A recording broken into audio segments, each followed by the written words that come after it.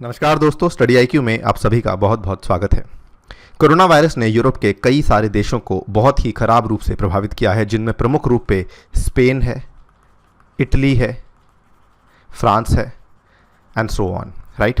यहाँ पर शुरुआती दिनों में जब इटली, फ्रांस और स्पेन में आंकड़े बहुत तेज़ी से बढ़ रहे थे कोरोना वायरस के केसेस के, तो यूरोपियन यूनियन के बाकी देश आगे नहीं आ रहे थे इन देशों की मदद करने के लिए, ठीक है। इस समय पर इनके आपस में डिफरेंसेस बहुत ही बढ़ चुके थे। कुछ देशों में ये कहा जा रहा था कि वो शायद यूरोपियन यूनियन को छोड़कर अपने आप को सेपरेट कर लेंगे, राइट। यहाँ पर जो डिफरेंसेस उत्पन्न हुए थे इस टाइम के ऊपर, चाइना उन्हीं डिफरेंसेस का आज इस्तेमाल कर रहा है और एक नई थ्योरी सामने आ रही है, वो ये कि चाइना यूरोप में ही डिवाइड एंड रूल की रणनीति को फॉलो करना चाहता है। विभाजन और शासन की रणनीति को चाइना फॉलो करना चाहता है। ये चिंता जताई गई है यूरोपियन यूनियन के फॉरेन मिनिस्टर के द्वारा।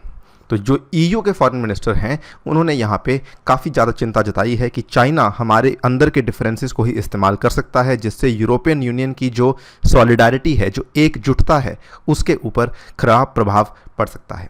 इस वीडियो में हम बात करेंगे कि चाइना ऐसे किस प्रकार कर रहा है और साथ ही में जो डिफरेंसेस हैं वो यहाँ पर किस किस रूप में है और वो क्यों पैदा हुए, राइट। आइए स्टार्ट करते हैं मेरे साथ। मेरा नाम है अनिरुद्ध। इस लेक्चर की पीडीएफ को डाउनलोड कर सकते हैं आप लोग मेरे टेलीग्राम चैनल अनिरुद्ध सर के नाम से है। ये ध्यान रखिएगा, ये मेरी यूनिक आईडी है। ट्विटर पे भी आप मेरे साथ जुड़ सकते हैं, this is my Twitter handle. Study IQ ने अपनी ऐप को लॉन्च कर दिया है, ऐप के ऊपर बहुत अच्छा रिस्पांस मिला है। इसमें ये वाला कोर्स ऑलरेडी लॉन्च हो चुका है, इसको आप वहाँ पे जाके बाय कर सकते हैं। पिछले 10 साल के पेपर्स को सब्जेक्ट वाइज कवर किया गया है और 1000 MCQs हिस्ट्री और 1000 MCQs पॉलिटी को हम स्टार्ट करने वाले हैं। इसकी प्री बुकिंग जो है स्टार्ट हो चुकी है। 1 जून से ये कोर्सेज स्टार्ट हो जाएंगे, राइट।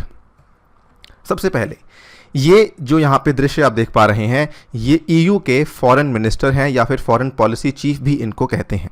इन्होंने पिछले साल एक आर्टिकल लिखा था। उस आर्टिकल में इन्होंने ये कहा था कि यूरोपियन यूनियन और चाइना के जो संबंध हैं ये किसके ऊपर टिके हुए हैं? ये टिके हुए हैं विश्वास, पारदर्शिता और पारस्परिकता पे, ट्रस्ट, ट्रांसपेरेंसी एंड रेसिप्रोसिटी पे, ठीक है। ये इन्होंने कहा था हम दोनों के संबंधों के लिए ये एक नेसेसरी इंग्रेडिएंट है, एक आवश्यक सामग्री के रूप में ये तीनों चीज़ें बहुत ही इंपॉर्टेंट हैं।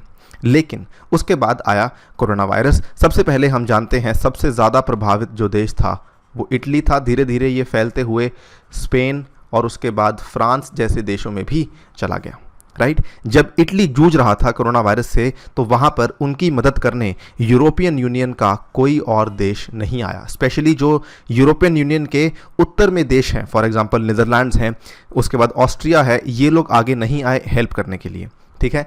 यहाँ तक कि जर्मनी ने भी यहाँ पर मदद नहीं की। यहाँ पर उल्टा रशिया ने हेल्प की, चाइना ने हेल्प की। Russia even sent soldiers, Russian vehicles drove from Rome to Italy's hardest hit Lombardy region. Italy का जो लोम्बार्डी रीजन था, जो कि सबसे ज़्यादा यहाँ पर प्रभावित था कोरोना वायरस से, वहाँ पर हेल्प करने के लिए रशिया ने अपने आर्मी को भी भेजा और रशिया ने अपने व्हीकल्स को भी भेजा। इसके बाद इटली ने एक आइडिया सामने रखा था कि हमें कोरोना बॉन्ड्स लाने चाहिए। कोरोना बॉन्ड्स बेसिकली ऐसे बॉन्ड्स होंगे सो दैट, क्योंकि हमारी जो इकोनॉमीज परेशान हो चुकी हैं because of the corona virus, उनको रिवाइव करने में कोरोना बॉन्ड्स काफ़ी ज़्यादा हेल्प कर सकते हैं। उनको पुनर्जीवित करने में कोरोना बॉन्ड्स काफ़ी हेल्प कर सकते हैं। ये आइडिया इटली ने सामने रखा, लेकिन जर्मनी ने यहाँ पे साफ साफ इस आइडिया का विरोध किया। उन्होंने कहा ये आइडिया अच्छा नहीं है। और यहाँ पर ऑस्ट्रिया ने और नीदरलैंड्स ने, इन लोगों ने भी मिलकर के इटली को यहाँ पे आलोचना की। उन्होंने कहा कि ये हमारे फिस्कल डिसिप्लिन को वीकन कर देगा और अगर आपको पैसे की ज़रूरत है तो आपको यूरोपियन स्टेबिलिटी मैकेनिज़्म का इस्तेमाल करना चाहिए। यूरोपियन स्टेबिलिटी मैकेनिज़्म बेसिकली जो यूरोपियन यूनियन का बैंक है, वो एक तरीके का लोन यहाँ पे देता है यूरोपियन स्टेबिलिटी मैकेनिज़्म के अंतर्गत, ठीक है। तो जर्मनी, ऑस्ट्रिया, नीदरलैंड्स यहाँ पे इटली के खिलाफ थे। यहाँ पर बेसिकली आप देख सकते हैं एक तरीके से वो जड़ें बन रही थी आपस में, जो ब्रेकडाउन होने वाला था आगे जाके ईयू में, उस चीज़ की जड़ें यहाँ पर बनना स्टार्ट हो चुकी थी, राइट। इसके बाद इटालियंस ने ये कहा कि हम लोग ESM, यूरोपियन स्टेबिलिटी मैकेनिज्म से पैसा बोरो करने में इंटरेस्टेड इसलिए नहीं है बिकॉज उसके साथ कई सारी शर्तें भी आती हैं। Money from EU often comes with the strings attached. Italians still fear lending from the institution would come with tough conditions attached and would stigmatize the country। ठीक है, कि हम इसके ऊपर से लोन नहीं लेना चाहते। ठीक है। इसके बाद कई सारे आर्टिकल्स आने लगे। ये एक काफ़ी अच्छा आर्टिकल आया था द गार्डियन में, the corona virus crisis has expose the truth about the EU, it is not a real union, कि जो यूरोप का संघ है वो असल में एक असल रूप में संघ नहीं है। इस चीज़ के ऊपर चिंता जताई और ये बहुत सारे आर्टिकल्स आए, ठीक है। इसके बाद अप्रैल 9 को यहाँ पर यूरोपियन यूनियन की आपस में टॉक्स हुई थी, जहाँ पर इन्होंने ये तय करना था कि कितने पैसे की हमें ज़रूरत है कोरोना वायरस से लड़ने के लिए। यूरोपियन सेंट्रल बैंक ने यहाँ पे साफ साफ बोल दिया था कि इस महामारी से लड़ने के लिए हमें 1.5 ट्रिलियन यूरोस की रिक्वायरमेंट है। लेकिन जब टॉक्स के बाद क्योंकि बहुत सारे लोगों ने असहमति जताई, तो कुल मिला के केवल 500 बिलियन यूरोस का ही यहाँ पर जो लोन था वो फाइनल हुआ। बेसिकली 33% का लोन यहाँ पे फाइनल हुआ। इसमें ऑब्वियसली जो देश ज़्यादा प्रभावित थे उनको काफ़ी ज़्यादा नुकसान यहाँ पे सहना पड़ा, राइट। इसके बाद ये तो थी अभी तक की कहानी, लेकिन जो लेटेस्ट हुआ है ये 3 दिन पहले की बात है। चाइना के प्रेसिडेंट शी जिनपिंग ने जो ऑलरेडी डिफरेंसेस यहाँ पर उत्पन्न हो चुके थे, अभी तक जो डिफरेंसेस चल रहे थे उसी के ऊपर कैपिटलाइज करने की कोशिश स्टार्ट कर दी है। इन्होंने ओबरन से बात की। ओबरन कौन है? ओबरन हंगरी के PM हैं। हंगरी भी यूरोपियन यूनियन का ही देश है, ठीक है, और ये हंगरी के PM है। इन्होंने शी जिनपिंग ने ओबरन से बात की और शी जिनपिंग ने ओबरन से कहा कि चाइना फर्मली सपोर्ट करता है UN और WHO को in fighting the pandemic and it is ready to work with all the countries, ठीक है। यहाँ तक तो सही था। इसके बाद उन्होंने अपनी बातचीत में 17+1 प्लेटफॉर्म की बात भी की। ओबरन ने कोई भी मेंशन नहीं किया यूरोपियन यूनियन का बातचीत में, लेकिन ओबरन ने फोकस किया 17+1 प्लेटफॉर्म की। 17+1 प्लेटफॉर्म क्या चीज़ है? 17+1 में जो 1 है ये तो चाइना है और जो 17 है ये हैं ईस्टर्न यूरोप की कुछ कंट्रीज़ और सेंट्रल यूरोप की कुछ कंट्रीज़, ठीक है। हंगरी यहाँ पर सेंट्रल यूरोपियन कंट्री का पार्ट आता है, इसलिए हंगरी भी इसका पार्ट है, ठीक है। तो बातचीत जबकि यूरोपियन यूनियन की होनी चाहिए थी, बात हो रही थी 17+1 की।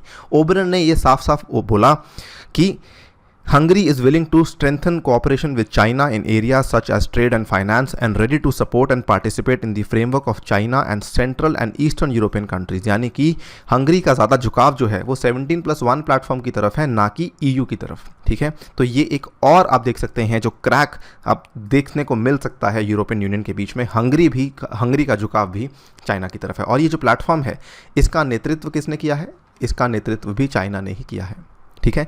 The EU considers the grouping another example of Beijing's efforts to divide and rule. यहाँ पर यूरोपियन यूनियन ये मानता है कि ये जो 17+1 प्लेटफॉर्म लाया गया है ये भी चाइना का एक कदम है डिवाइड एंड रूल करने के लिए यूरोप के अंदर, ठीक है।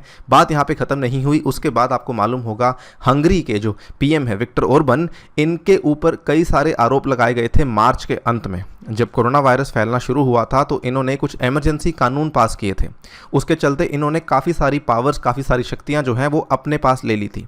तो इनके ऊपर कहा जा रहा था कि हंगरी शायद तानाशाही की तरफ बढ़ रहा है, ठीक है, डिक्टेटरशिप की तरफ बढ़ रहा है। सो यहाँ पर यह भी एक चिंता का विषय है। इन सब के बाद अब आते हैं दोबारा से जिन्होंने आर्टिकल लिखा था पिछले साल, यूरोपियन यूनियन के foreign policy chief, foreign minister कह सकते हैं, इनका नाम है बोरेल, ठीक है, जोसेप बोरेल। इन्होंने दोबारा से कहा Beijing has sought to repair the damage caused to its international image by the health crisis which started on its soil. The EU has criticized Chinese officials, ठीक है। बोरेल ने साफ साफ बोल दिया है, सदस्य देशों से सामूहिक अनुशासन बनाए रखने का आग्रह किया है कि अगर हम आज एकजुट नहीं हैं तो कल को कोई भी ऐसी बड़ी पावर आकर के हमारा फ़ायदा उठा सकती है और हमें जो है अलग कर सकती है, ठीक है। और ये भी जो बोला है कि चाइना और हमारे जो विचार हैं कूटनीति को लेकर वो काफ़ी अलग हैं। सो हमें यहाँ पर इतनी जल्दी से चाइना के सामने झुकना नहीं चाहिए। साथ ही में the European Union's foreign policy chief has accuse China of trying to exploit differences of opinion among the 27 member states. चीन पर ब्लॉक के 27 सदस्य देशों के बीच मतभेदों का फ़ायदा उठाने की कोशिश करने का आरोप लगाया है जोसेप बोरेल ने, ठीक है। काफ़ी बड़े बड़े आरोप लगाए गए हैं और वाकई में मैं मानता हूं पर्सनली कि ये आरोप बिल्कुल सही भी हैं, बिकॉज चाइना यहाँ पर बिल्कुल अवसरवादी देश की तरह काम करेगा और उसको ये फ़र्क नहीं पड़ेगा कि यूरोपियन यूनियन रहे या ना रहे। फर्दर अपनी ही टॉक को बढ़ाते हुए developing a joint EU approach to super powers is never easy, ठीक है। China is not shy about sometimes playing on this differences. China जो हमारे बीच में बेसिकली डिफरेंसेस हैं उनको एक्सप्लॉइट करने में कभी पीछे नहीं हटेगा। यहाँ पर उन्होंने साफ साफ बोला है कि हमें क्या करना चाहिए, unity is a precondition for influence, एकता प्रभाव के लिए एक पूर्व शर्त है। Since not even the biggest member state acting alone can influence a superpower, European Union के जितने भी सदस्य हैं 27 सदस्यों में से अगर सबसे बड़ी पावर भी सामने आ जाए तब भी वो चाइना के सामने फीकी पड़ जाएगी, इसीलिए हमें यहाँ पर एक साथ रहने में ही फ़ायदा है। इस चीज़ को बार बार उन्होंने एम्फसाइज़ किया है अपनी स्पीच में, ठीक है। We should all demonstrate mutual support, international solidarity, avoiding the politicisation of emergency medical assistance, जो कि चाइना कर रहा है पूरे विश्व में। ये बता रहा है कि मैंने इस देश की मदद की, मैंने इस देश की मदद की। यूरोपियन यूनियन ऐसा कभी नहीं करता, वो मदद करता भी है तो चुप करके करता है, उसकी मदद काफ़ी डिस्क्रीट होती है, राइट। वो कभी भी इस चीज़ को प्रोपेगेंडा नहीं करता। फर्दर यहाँ पर एक और चिंता का विषय ये है, उन्होंने कहा कि जो जी जिनपिंग है वो यूरोपियन यूनियन के किसी भी प्रतिनिधि से बात नहीं कर रहे हैं, लेकिन वो क्या कर रहे हैं, हर देश से अलग अलग बातचीत कर रहे हैं। फॉर एग्जांपल उन्होंने अभी मैंने आपको बताया ओरबन से बातचीत की, उसके बाद फ्रांस के जो प्रेसिडेंट हैं इमैनुअल मैक्रोन उनसे बात की, फिर जर्मनी की चांसलर एंजेला मर्कल से बात की। लेकिन एट द सेम टाइम उन्होंने यूरोपियन यूनियन के किसी भी प्रतिनिधि से, किसी भी स्पोक्स पर्सन से डायरेक्टली बात नहीं की है। ये भी ये बताता है कि जी जिनपिंग का झुकाव अगेन पर्सनल देशों की तरफ ज़्यादा है and he is also less interested in the European union collectively, ठीक है। अंत में जो बहुत ही ज़्यादा मैं समझता हूँ काफ़ी इंपॉर्टेंट है, उन्होंने कहा कि हमारा जो दृष्टिकोण है बहुपक्षीयता के ऊपर वो काफ़ी अलग है। बहुपक्षीयता यानी कि मल्टीलेटरलिज्म के ऊपर, इसमें उन्होंने कई सारे एग्जांपल्स बताए, ठीक है। वो कहते हैं कि हम इस चीज़ को मानते हैं, EU and China often state their commitment to promoting multilateralism and the UN system, but हमें इस चीज़ को भी मानना होगा कि हमारी जो अप्रोच है मल्टीलेटरलिज्म के ऊपर वो काफ़ी अलग है, काफ़ी विभिन्न है, काफ़ी भिन्न है, ठीक है। फॉर एग्जाम्पल UN क्लॉज या ह्यूमन राइट्स की बात कर लेते हैं। UN क्लॉज को लेकर जो चाइना की अप्रोच है साउथ चाइना सी में, यूरोपियन यूनियन कल को चाहकर भी ऐसा नहीं कर सकता, ना ही वो चाइना को यहाँ पे सपोर्ट कर सकता है और ना ही वो कभी अपने समुद्रों में ऐसा कुछ करेगा। उसके बाद जो यहाँ पर ह्यूमन राइट्स को लेकर, जो मानवीय अधिकारों को लेकर जितनी अहमियत यूरोपियन यूनियन में दी जाती है, ठीक है, और हम सभी जानते हैं चाइना में कितनी अहमियत दी जाती है ह्यूमन राइट्स को लेकर, ठीक है। सो प्रॉब्लम एक नहीं है, प्रॉब्लम कई सारी हैं। और फर्दर साइबर सिक्योरिटी को लेकर चाइना की जो अप्रोच है वो स्टेट सेंट्रिक है, ठीक है। चाइना साइबर सिक्योरिटी को लेकर स्टेट सेंट्रिक अप्रोच फॉलो करता है, उसके ऊपर सुपरविजन रखता है। लेकिन यूरोपियन यूनियन की जो अप्रोच है वो मल्टी स्टेक होल्डर अप्रोच है। हम सभी जानते हैं दुनिया की स्ट्रॉन्गेस्ट डेमोक्रेसीज़ में से यूरोपियन यूनियन के कई सारे देश आते हैं। यहाँ पे लोकतंत्र बहुत स्ट्रांग है, यहाँ पे सिविल राइट्स बहुत स्ट्रांग है, फंडामेंटल राइट्स बहुत स्ट्रांग है, ठीक है। इन चीज़ों को कभी भी मेल नहीं हो सकता चाइना के साथ। कुल मिला के हमारी अप्रोच काफ़ी अलग है।